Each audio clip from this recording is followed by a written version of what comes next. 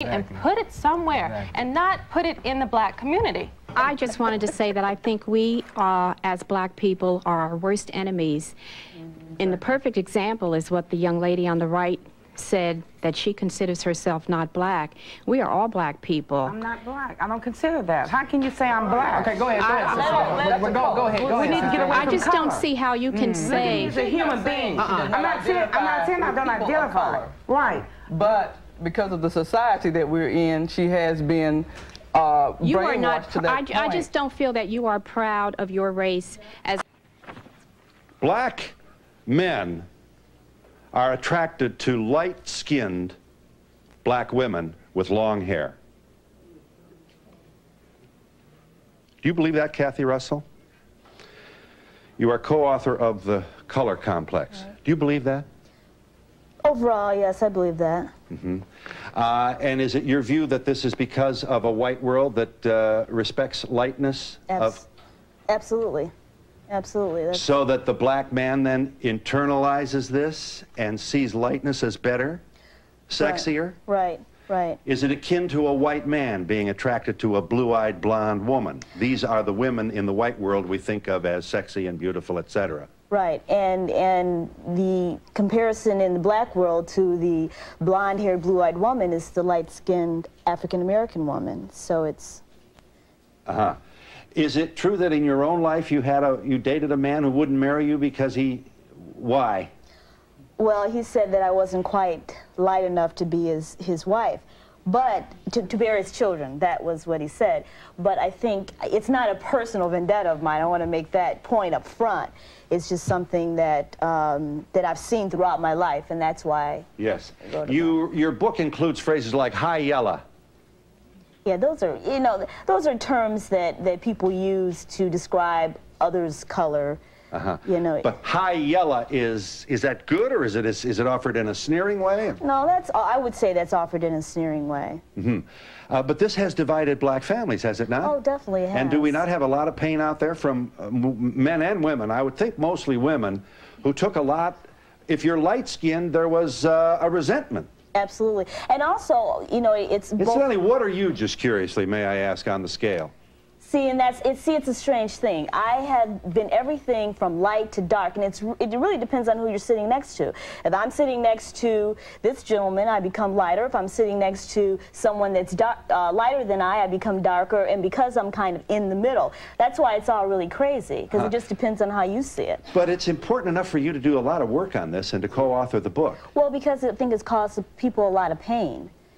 And that, that's why we wrote this book. You also tell stories of black parents who are disapproving when their children or a young adult, a teenager, brings home a dark-skinned date. Yeah, and the thing is, it's not all black families. I mean, my mom isn't like that. It's just some that are like that. You sit next to your co-author, Midge Wilson. You likewise are responsible for the Color Complex. You're a social psychologist from DePaul University. Mm-hmm. And may I say...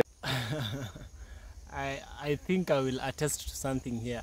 This woman is right that some families in the United States of America... Now, I've never been to the U.S. Maybe I will be there someday, maybe. So, this woman is saying... Some black families would not feel good when an African American would bring home a black date. Imagine somebody being called a black date, and they're all Africans. Oh my goodness, this is so crazy, man. This is so crazy. Africans are now against one another. We are always fighting for unity. We are always fighting for togetherness and all that. But now our parents don't want us to bring home a black date. Why are we trying so hard to escape from blackness, which is us? Why are we trying so hard to escape who we really are? We Africans, we are black people. That's who we are. We are black. The darker you are, the more African you are, And being black is no problem. It's just a brainwash that has been installed in the minds of African Americans for 400 years and above. 400 years of slavery is not easy. It's like 5 generations being passed down upon the same history. Be close to the person, be close to the white, be close to the master, be close to the master. And so we grew up knowing the best things are white. If you read something about the Lynch letter, the Lynch letter, it was a letter which was so horrible. I don't know if it was a poetic writing or it was a real thing that was written by someone down there in history. Even here in Africa, when you have a girlfriend that is light-skinned, you know, people kind of respect you. But maybe if your brother has a woman who is dark-skinned, people tend not to. You can feel it, you can see it. People tend not to. This is how people behave when the two of you are there. I've seen it with other people. People really like chasing white, and women are bleaching everywhere. The TV stations want white women. Everybody wants white women. And this one, I think, I'm thinking this one should stop. It shouldn't be there. A lot of people are going to do wrong things. It should be said you're a white person. I'm a white person. Well, there was a time in this country when we might have had some tribunals that would demand that you prove it. We still have it. You're still right. We still have it? She could have one drop in her, you never know. And that's all it would take, That's all it takes. As far as I know. Yes, ask the people who wrote the law. You believe that, first of all, this kind of prejudice exists within the black community. That is my understanding, and especially after working on this book, because I think a lot of whites don't realize the extent of the prejudice. Yeah. Tell us about your own, how the scales fell from your eyes. You're an academic, and you did a lot of scholarship on this. Tell us. I grew up in the South, and I heard things white people would say, like, light-skinned blacks are more intelligent. This is known as the mulatto hypothesis. And it's a very arrogant assumption on the part of whites that if they have some white blood in them, then that makes them smarter because they're more like us. Or you hear other things like dark-skinned black men are more criminally dangerous, more sexually driven. And there are all these crazy myths that exist in the white community about African Americans on the basis of their skin color. Just to stop you for a moment now, we have the proverbial white person walking down the street at night, and coming the other way are black men. Right. Now the question is, who's going to flee to the other side of the street? Right. And in your hypothesis, if those black males are very black, the fleeing will take place with more urgency. With more rapidity. Yes. Because there is a perception that the darker the skin, the lower the class, the angrier. And this isn't true. There is a color class hierarchy in this country, but there's no one-on-one relationship. There's no one-on-one relationship between skin color and intelligence.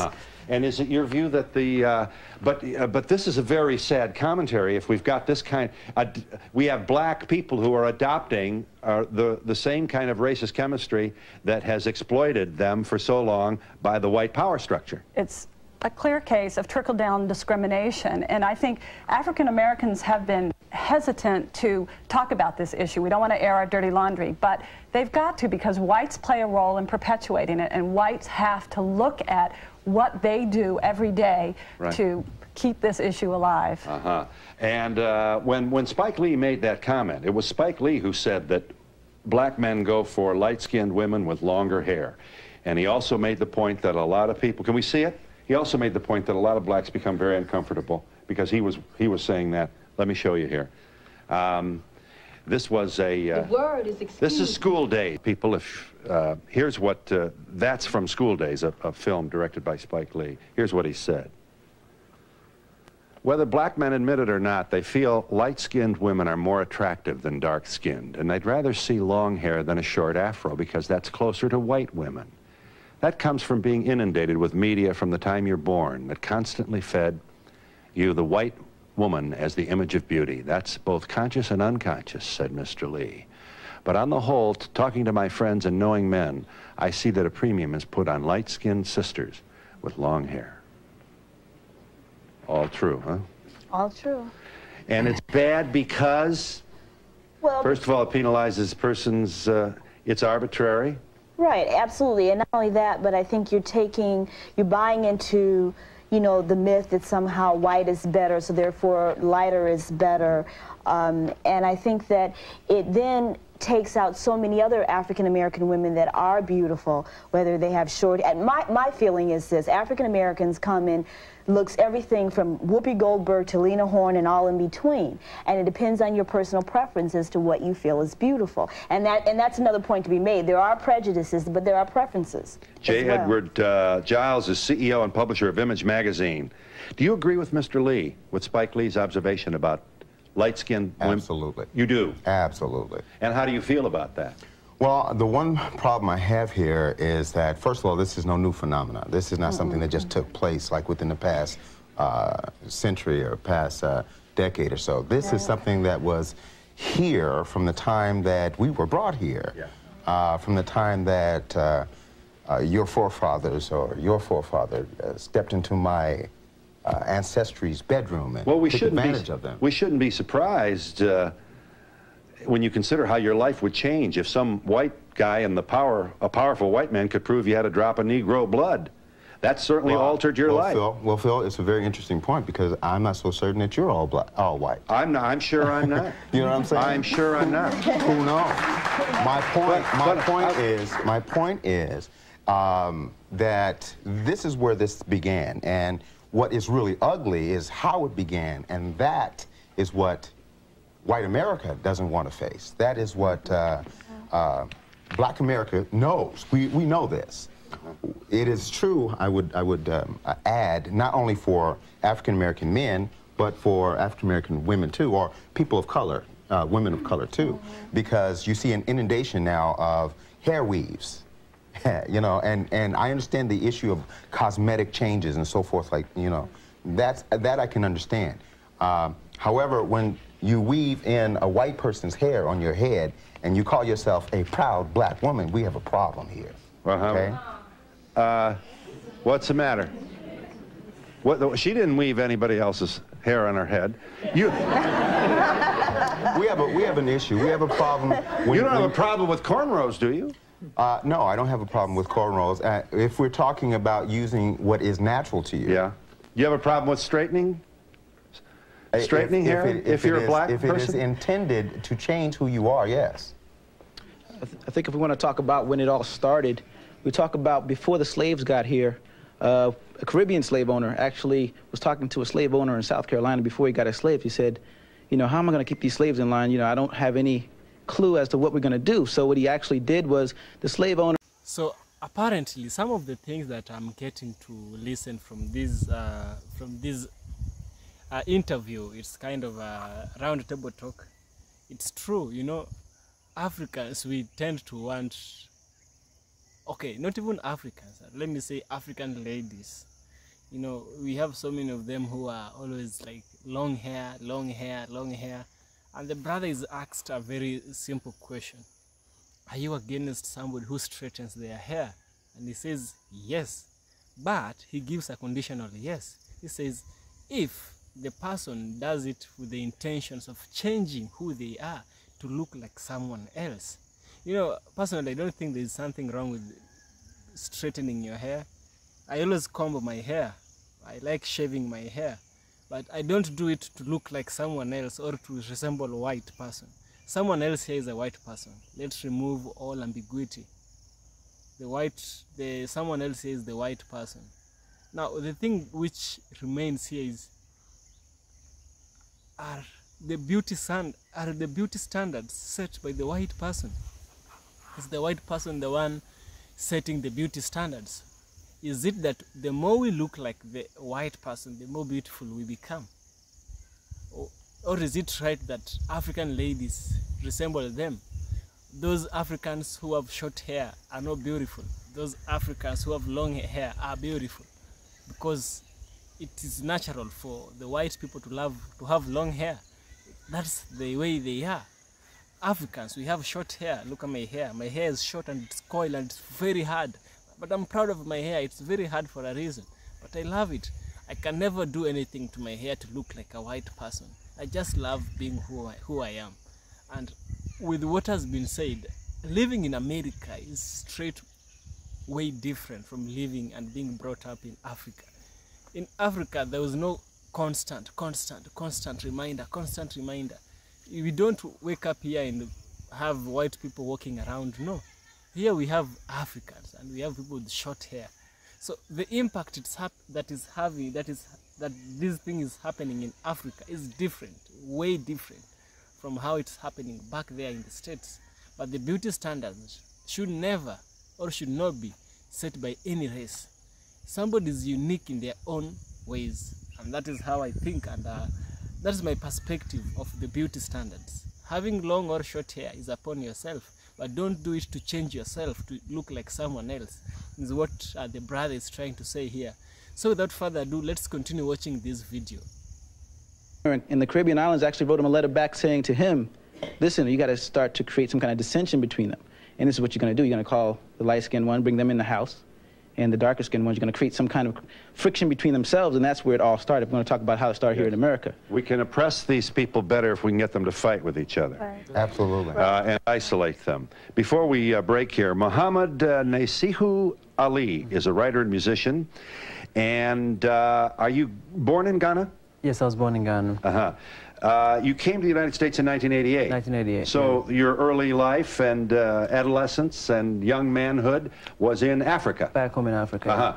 And you came here and you said, among other things, first of all, Africans prefer to marry and date lighter-skinned Africans. Is that so? Yeah, that's very true. I mean, same thing. You're here to confirm what we're hearing. And it's true in Africa. It is very true in Africa, too. You wrote an article for a publication which said blacks can be racist too, and you were merely pointing this out. Isn't that right? Yes. And you took a good deal of abuse for saying this out loud. Yes, I did. I did. I got a lot of letters from people all over the country. And someone I remember called me an exotic pet for white people. You know, call me also names. You lived with a white family in a predominantly white suburb in the state of Michigan. In Michigan, yes. And you wrote about prejudice in Africa, which certainly does exist. It does. I mean, that is what is killing Africa, I believe. I mean, what happened in Liberia is about blacks against blacks. It's about tribes killing tribes. And that is what is happening right now, in Rwanda. In Rwanda. Here's just one. This is number 20. This is one letter you got. These whites would be, I assume this is from a black reader. These whites would be terrified at living in a black neighborhood, but they would invite an African student to live in their house as a kind of hypocritical show of liberalism. Subconsciously, the white family you lived with probably saw you as some exotic pet. You see, I do not believe in that at all.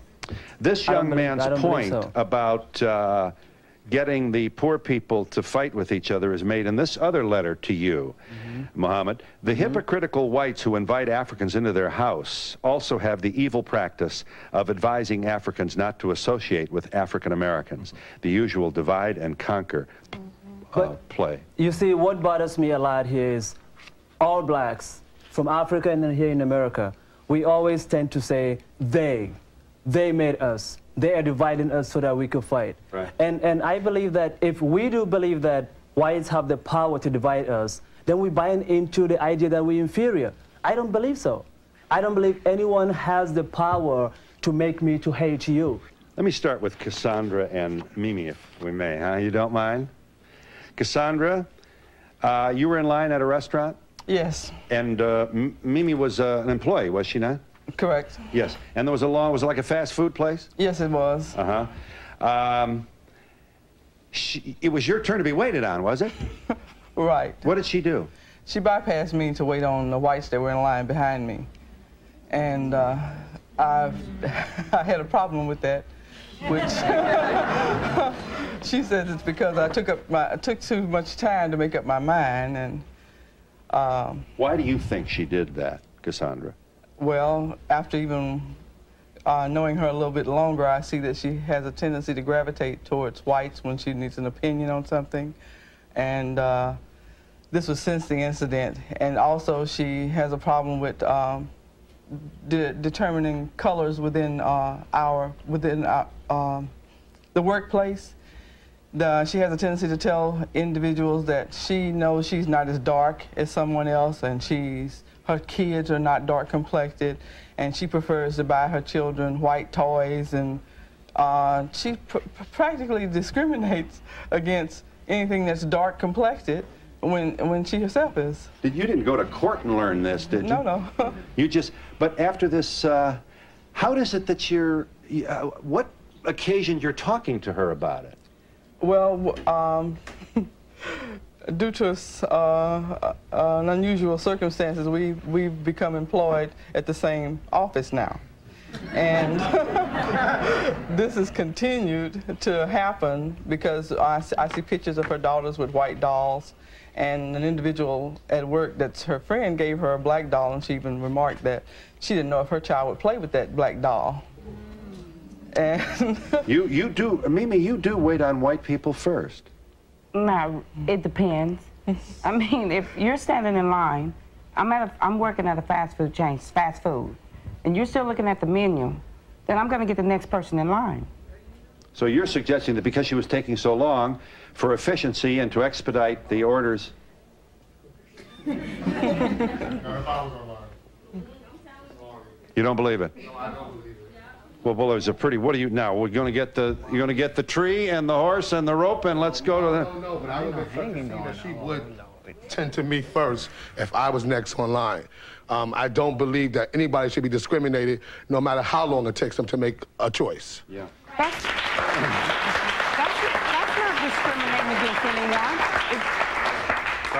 That's not discriminating against anyone. If you're standing in line and still looking up at the menu, then that means you're not ready. Yes. Hang on just a second. I'll get to you in just a moment. Do you date dark-skinned men? It depends on what you call dark-skinned men. No, she doesn't. It depends on what you call dark-skinned men. I'm dark. I'm dark. I don't consider you dark. I'm dark. But I don't consider you dark. Oh. But the men in her lives have been lighter than you. Yeah. No. Mimi, obviously here we've got the beginnings of the sketch of a profile of a person who's not at all comfortable with your own blackness. I'm not black.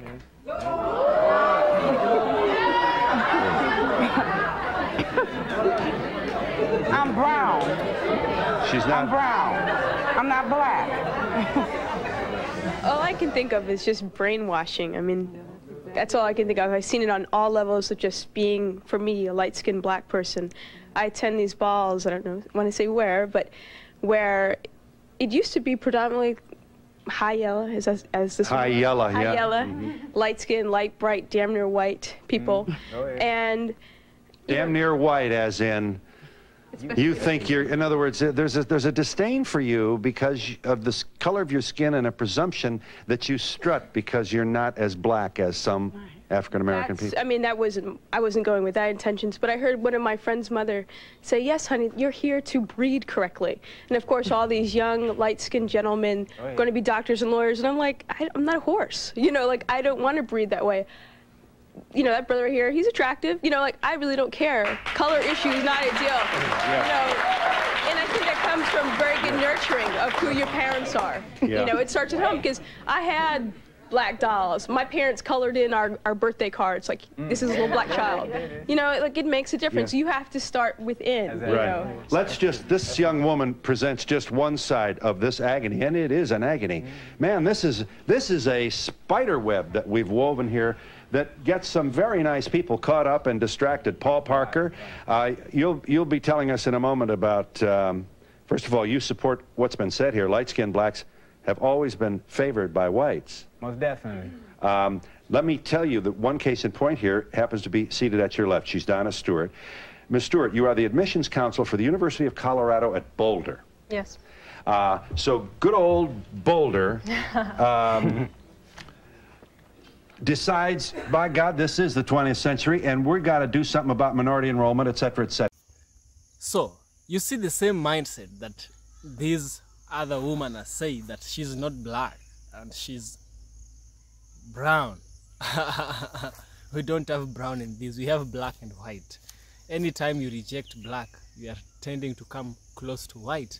Black, brown. Brown is an attempt of moving away from black because it's a shade of getting away from black.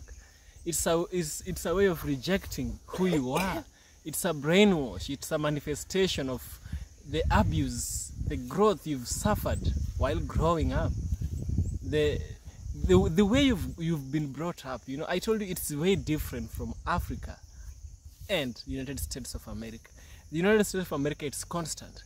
Remember, this woman was saying that her friend, now the woman who was saying she's not black, that she's been choosing toys. Even toys, she does not go for black toys. She goes for toys which are white. How much of brainwash do you think this is? How much do you think of corruption, integral corruption, corruption of the mind colonization has these African Americans faced, has this woman faced? To deny publicly before people that she's not black, she's brown.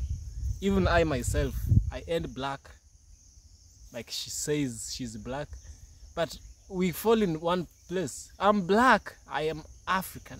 Black equals to Africa. But there are people who are light-skinned, but they're still Africans. When the white person looks at them, she sees black color. She does not see yellow, green, purple, no. She sees a black color. She does not see light skin or whatever. Black is black. It's a problem that the people from Dominican Republic were having with black people. They were saying, I know black, I Dominican. No! As long as you are having the African blood, you're black. It does not matter even if you are pale like a pig, you are a black person. A black person is a person who's of African descent. This woman, she's of African descent, and she's rejecting this. Imagine, just imagine such a grown woman. In 1994 is when this video was produced, saying such things.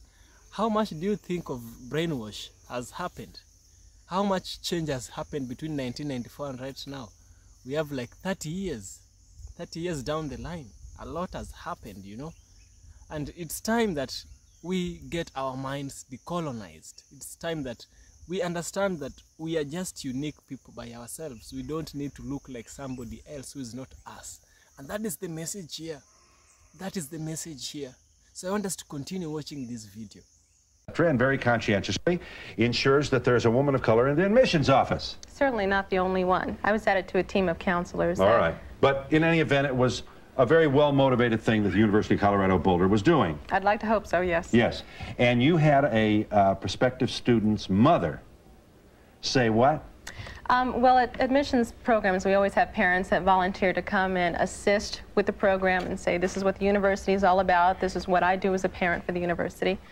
And evidently a parent, without approaching me, without asking me where I stood on issues for people of color, went to the chancellor and wrote a letter petitioning the removal, my removal from the position, saying I want justification for why you hired her.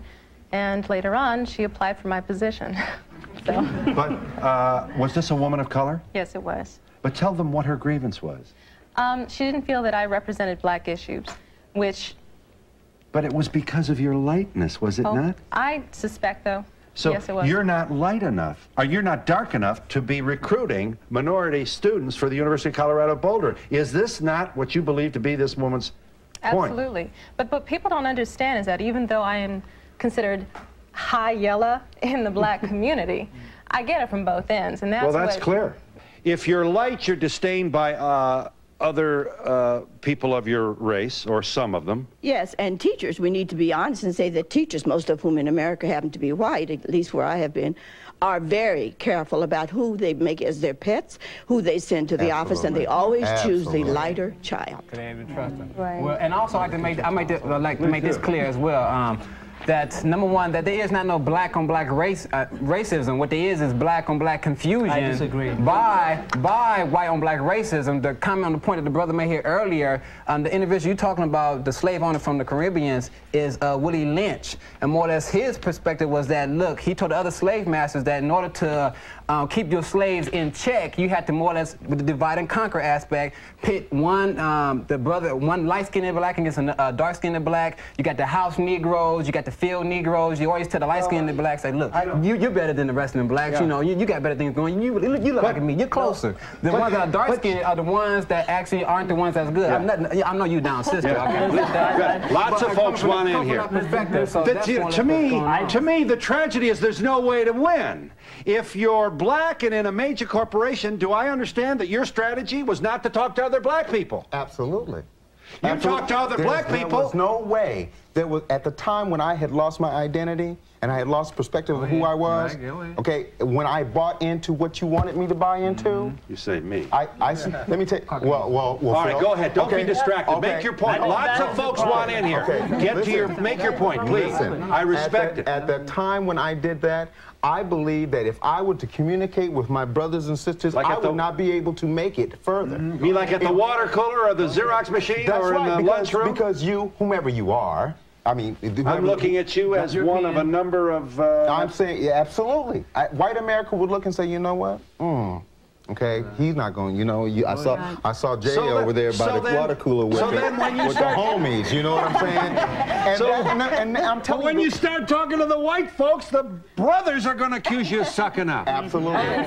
So you can't win. No, you can win. You can win, because the question is, who do you owe your allegiance? And I owe my allegiance to my family. Okay, these are my family here. Blacks torn from the Boston Globe. This is a very, very well-written article from a paper that's had its own challenges regarding minority hiring, etc. Blacks torn from their native Africa and brought to North America as slaves were often sexually savaged by their white masters. So prevalent was the problem, the question of whether light-skinned children should be free like the father or enslaved like the mother, and that gave us the one drop means you're black or a Negro. In turn, light-skinned slaves with white blood often fetched higher prices at auctions. Some states actually bred mixed-race slaves and sold them at quadroon balls in New Orleans and Charleston, South Carolina. Quadroons are 1/4 black. Octoroons are 1/8 black. Listen to this. Light-skinned slaves were also afforded greater privileges. They were often assigned duties within the house instead of working in the fields. Then we had the paper bag test. Tell them about that. Well, the paper bag test was a person had to put their arm into a regular paper bag, and if their skin was lighter than the bag, then they were admitted into a social club, a fraternity, a church, whatever the bag was used to test. If it was darker, then they were denied admittance. Today, skin bleaching products garner $44 million annually, although many black women use items such as Ambifade cream, Porcelana, and Esoterica only to fade freckles or other marks. We have not a few black folks who have quite literally damaged themselves seriously with some of these products. And now, which brings us to the question of Michael Jackson. Here is the single most successful, measured in terms of money, entertainment figure in the history of the universe. He calls so much of our own fascinations to our attention. We have a Peter Pan issue. We could do several shows on that. Now we suddenly have, who was the comedian on Saturday Night Live who said, if it don't make no difference if you're black or white, Michael, how come you're white? Right. It's more or less of an attitude that he's working once again with that sickness to more or less be accepted within the whole world spectrum. For more or less, and the bottom line is, especially here in America, if you're more dark-skinned, dark-complected, then therefore we are not allowed to move up the economical ladder as easily. That's where it comes from, as far as you get to some brothers that more or less sell out to go get a white woman, saying, okay, in order for me to have economical power, to be a millionaire, I'm gonna get me a white woman. We're gonna have some kind of mixed babies or babies that ain't straight, black on the tip, and then therefore we're able to move up a lot better. That's when you come from the hospital talking about, well, this black will make it, that black cannot make it, so on and so forth. It's a sickness that he was just more or less been fed into. But the first thing that Michael did when he got into trouble, what did he do? He came to the brothers and sisters. He came to the hood. He went to NAACP. He came back home and said, look, they working to persecute me. I'm black like you. And he came back to the house, back to the hood. So you got to understand that. Can I say something? We'll never know. We'll never know whether or not Michael's success has anything to do with himself getting lighter and lighter. But if you really look through the albums, Michael, became successfter after Off the Wall album. He started changing, and each each album afterward, he changed a little more. He became more and more successful, Now he's married a white woman. Yeah, well, he's totally assimilated into white I want us to culture. come back to the issue of black and black racism. Yes. Please, Hey. let's do that. Miss Stewart, I know you want to get in here, and I promise that you will. May I just share, to respect your point about what are we going to do about this, how to minimize the damage that colorism will inflict on future generations, just to give you a couple ideas here. Interracial color discrimination must be brought out of the closet. We're going to go in a hurry here. More research is needed to document the effects of the problem on the African-American community. White personnel managers, therapists, teachers, doctors should be better informed about color prejudice. Black parents need to alert their children to color bias and teach them how to respond to it. Americans of all races must work together to overcome stereotypes about color, including the assumptions that dark-skinned black men are more criminally dangerous and that light-skinned black women are more feminine and beautiful. Hooray for that. It's a wonderful ideal. I'm not sure how we begin the process of doing it, especially since, as we've already established, it's so ingrained. I would ask you, Ms. Stewart. Right. I think that when we concentrate on, back up, first of all, there is no question that in the past, and probably currently right now, we are dealing with preferences for persons who are of lighter hue.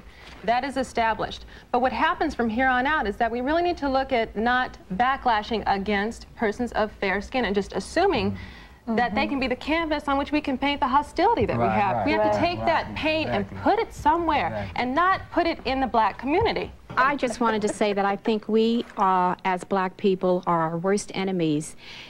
And the perfect example is what the young lady on the right said, that she considers herself not black.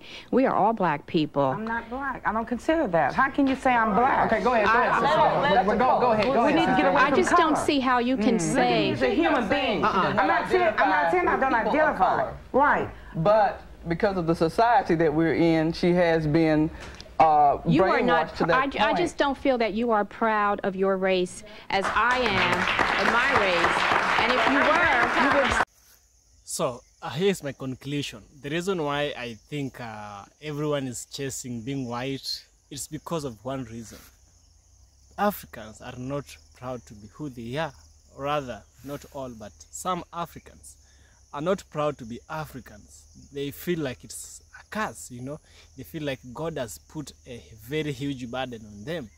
And so I think schools should start teaching African children or people of African ancestry their uniqueness. There is so much to rejoice about Africa. Africa is the largest continent in the world. Africa is where humanity started. Africa is where Africa hosted Prophet Muhammad. Africa hosted Jesus Christ. Africa hosted Abraham. Africa has hosted those huge minds of Greece, people like Pythagoras' theorem, people like Plato, Socrates.